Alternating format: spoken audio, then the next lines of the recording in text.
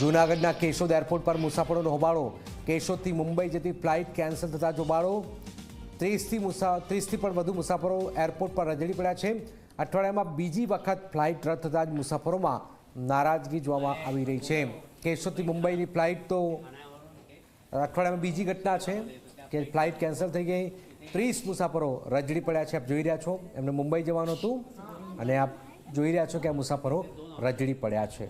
एक सर तुम्हें refund I'm a US citizen. मैं तो US से आया हूँ और मेरा भी एक ट्रैवल अरेंजमेंट में तो उसके लिए मुझ से अच्छे शब्द होने चाहिए थे कि यहाँ पे पूरा प्रॉब्लम है, हम कुछ कर नहीं सकते। ये तरीका नहीं है। हम लिख के देता हूँ, मैं आपको कुछ मदद नहीं करता हूँ। ये मैं चेयरमैन मैनेजर का बात का ये हमको अच्छा नहीं लगा। पैसा गया, पैसा जाएगा, वो तो हमारे तकदीर में था, पैसा जाने का ये वो सब कुछ है। पर ये सब बुरी बात है। इसके लिए अभी हम अकड़ के बैठे थे, हमको किसी भी हालत में बम्बई तक पहुंचा दो। और यहाँ पे हर एक जगह पे ऐसा ही होता है कि लोग पहुंचाते थे।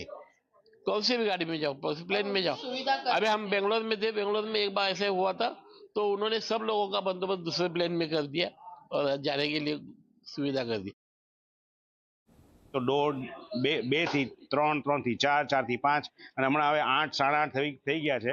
તો આ લોકોનું આ જ પ્રોબ્લેમ ચાલે છે અને એમ સમજવામાં હવે અમને ખબર પડી after lot of headache, lot of frustration, બધું વાત કર્યા પછી, આટલું બધું ભોગવ્યા પછી, માનસિક સંતુલન હટાવ્યા પછી ખબર પડી આ તો અહીંયાનું સીન ચાલે છે અને કેશોદ એરપોર્ટ પર બ્લેમ કરે છે કે કોઈ કામ કરે છે। મારા હિસાબે આ એરલાઇનની ફોલ્ટ છે।